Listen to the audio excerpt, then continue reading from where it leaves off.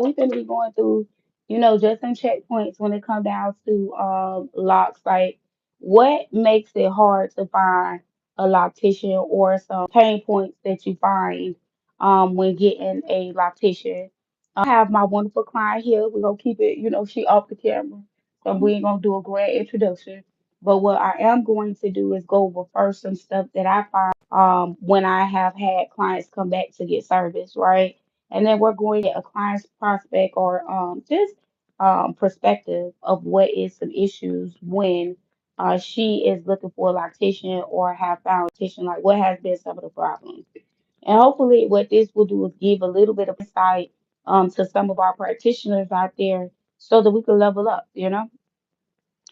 So some of my big things when it comes down to, or it comes down to doing a client's hair, is just the integrity. Okay. Like I found last week that a client came in and literally half her locks were like merged. Okay. Like literally, it's no understate exaggeration.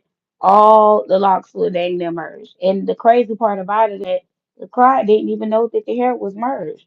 When a person is in your chair and you working behind their head, and they're not able to actually see what it is doing, you just clipping it off, and you just call it a day, and put the lock in its roll or something. You know what I'm saying?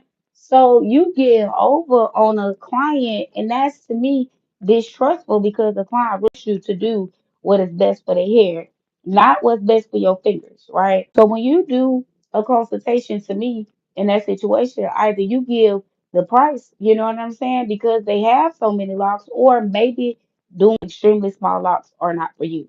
And that's when you be honest and you give a recommendation. You know what I mean? But at no time can you just, clip off half the client's head, and the client don't even know. And then also too, as well, I found that all, like, not only just the merging part, the biggest thing that I find is holes. Now, I've seen clients come in, and not just with the client from last week, I done seen clients come in, from other people, and they have holes. But I've seen holes that were ridiculous, like meaning quarter size holes. So this is a hole that you just didn't even see that you had made. You know what I'm saying? That it wasn't part of the pattern. Literally, you have big quarter size, nickel size holes, and these things are very noticeable. So if a client is very questionable about what's going on, and they can't really see it, but they can feel it, then I think that you should be able to know and see when you be tightening that client's head in locks, that they have holes up in there. And that should be like a pain point for you. You know what I mean? Whether you have to be honest with the client and say, I just can't do this texture of hair, whether you have to go get some more training, whatever you need to do to put yourself in a better situation, but just continue with hair and messing up people's hair is not going to be something that you should want to do. That's just my thing when it comes down to integrity. You know what I mean? Point blank, period. Also, too, is again, people go get SISTERLocks because they like a grid. Now, I'm a pingler to like, oh, it needs to be a grid, grid, grid. Everything got to be just so perfect, perfect. No, I'm not saying that. But when you merging 3 rows, meaning from third top row all the way down here to put it together, going around a lot. That's what don't even make any sense. At that point, you don't care about which one. And this is something to me that you absolutely have to love. You know what I'm saying? And I'm just talking about the technique itself. I'm not even getting into the professionalism. I'm not talking about charging. I'm not talking about working slow so you can overcharge. We ain't even at your base there. I'm just saying, while you're in a client's head, you have to be vigilant. And if something is wrong, then you have to make sure that you say something. Saying what they say, you see something, you say something. That's what this is about. So I've had people come in, and people don't even know they have huge bald spots, or most of their locks have thinned out. Those are problematic. Now, just may be difficult. I understand that. And you may be non-confrontational. Person is paying you for expertise. And expertise coming, hey, Lisa Savage. Expertise is you coming in and you letting me know what's going on, because I can't see everything up there.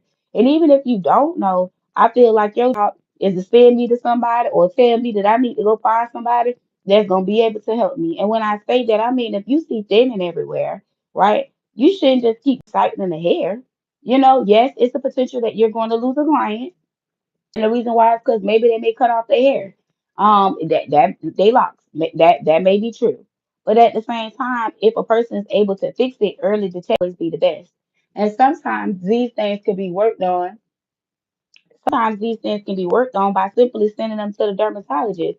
But if they're not in their head every day with a magnifying glass, or most people can't even top of their head, so they can't even see what's really going on.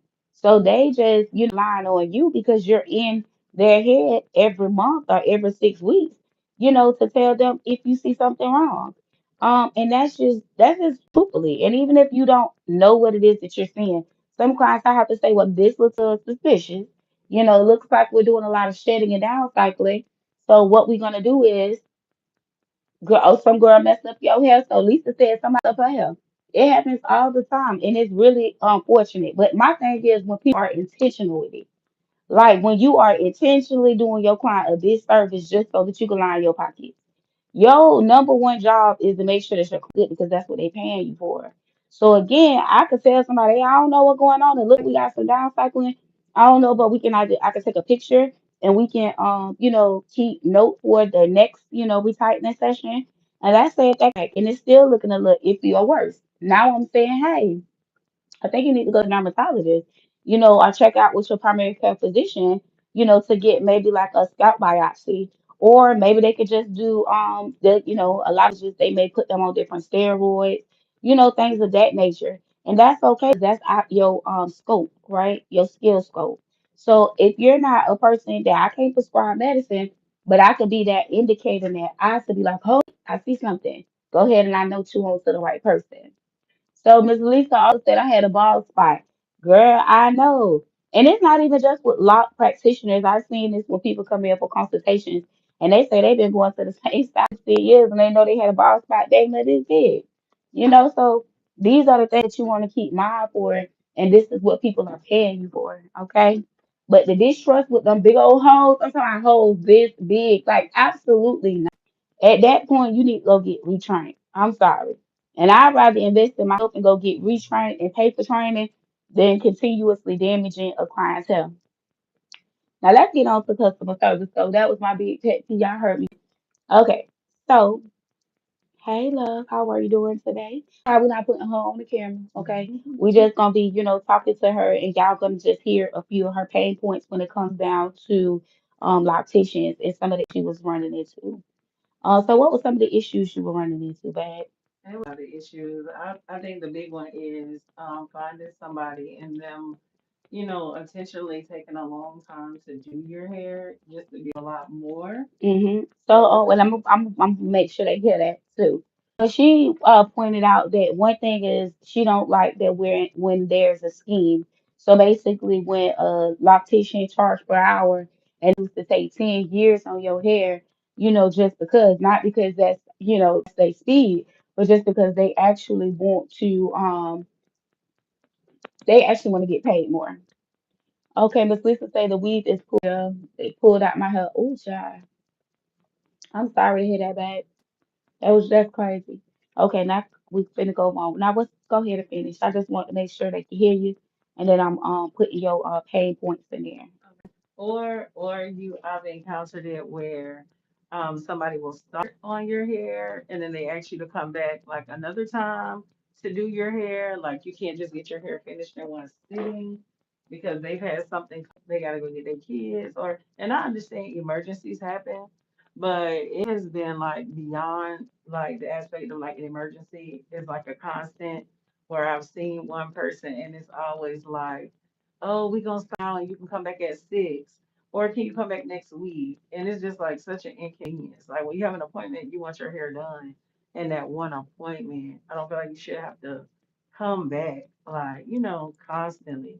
Obviously, is an emergency, but it seems like to be like a pattern a lot of times when you can't get your hair finished in one sitting. Okay, so she said some practitioners and the experience that she's had is where a practitioner would come in for a scheduled time that she booked an appointment for. She arrives at the appointment and then the practitioner tells her that, we're gonna do half the hair. And then can you come back next week? Or can we just do the perimeter today? And she's like, when you book appointment time, you actually want to be seen for the appointment time that you book. And you actually want to get your hair finished to have to come back a whole week later, that's a whole nother situation. Like people don't want to